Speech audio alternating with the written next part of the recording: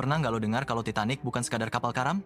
Ada teori gila bilang, kalau Titanic bisa jadi panggung buat menghapus para lawan finansial, elit global. Dan setahun setelah tragedi itu, lahirlah Federal Reserve, bank sentral swasta, yang ngatur hidup miliaran orang sampai sekarang. Pertanyaannya, ini kebetulan atau skenario yang sengaja direncanakan? Disclaimer, konten ini bukan teori konspirasi murahan. Semua yang gue bahas gabungan antara fakta sejarah, catatan ilmuwan, dan analisis ekonomi. Tujuannya bukan menafikan tragedi, tapi ngajak lo mikir kritis, karena sejarah sering ditulis sama mereka yang punya kuasa. Kalau lo suka konten kayak gini, jangan lupa klik tombol subscribe, nyalain lonceng, dan share ke teman lo, karena channel ini bakal terus bahas sejarah tajam yang penuh fakta tersembunyi yang jarang lo dengar dimanapun. Sejarawan ekonomi Niall Ferguson dalam bukunya The House of Rothschild nunjukin gimana keluarga ini udah kuasai bank-bank Eropa sejak abad 19. Mereka jadi lender buat raja-raja, perang, bahkan revolusi. Tapi di Amerika, mereka butuh kaki tangan. Disinilah JP Morgan muncul, seorang bankir New York yang dijuluki Napoleon of Finance. Morgan jadi penghubung Rothschild dengan ekonomi Amerika. Morgan mengontrol di bagian baja, rel kereta, bahkan pelayaran. Rockefeller kuasai minyak lewat Standard Oil. Tapi nggak semua pengusaha mau tunduk. John Jacob Astor Cator, Benjamin Guggenheim, Isidor Straus, 3 nama besar yang kaya raya tapi skeptis dengan ide bank sentral swasta.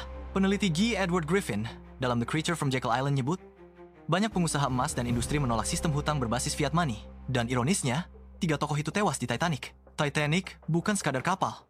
Dia simbol kemewahan, modernitas, dan dominasi kapitalisme. Dibangun Harland, Wolff, didanai White Star Line yang kendalinya ada di tangan Morgan. Fakta mencurigakan, Morgan udah pesan tiket Titanic, tapi batal naik di detik terakhir.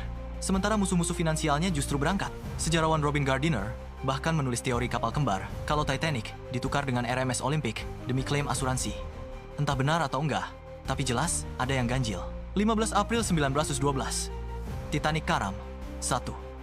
500 lebih orang tewas termasuk Astor, Guggenheim, dan Strauss. Setahun kemudian, tepatnya di tahun 1913, Federal Reserve Act disahkan. Sejarawan ekonomi Murray Rothbard nyebut ini sebagai kudeta finansial terbesar dalam sejarah Amerika. Bayangin, hak cetak uang, kontrol inflasi, dan utang negara langsung dipegang bank swasta. Dan siapa yang diuntungkan? Morgan, Rockefeller, Rothschild. Lo sekarang bisa lihat, Rothschild jadi otak global, Morgan eksekutor di Amerika, Rockefeller penguasa energi. Titanic apapun penyebab karamnya jadi titik balik. Dari sana, lahir sistem finansial yang masih ngatur hidup kita hari ini. Jadi, apakah Titanic sekadar kecelakaan laut?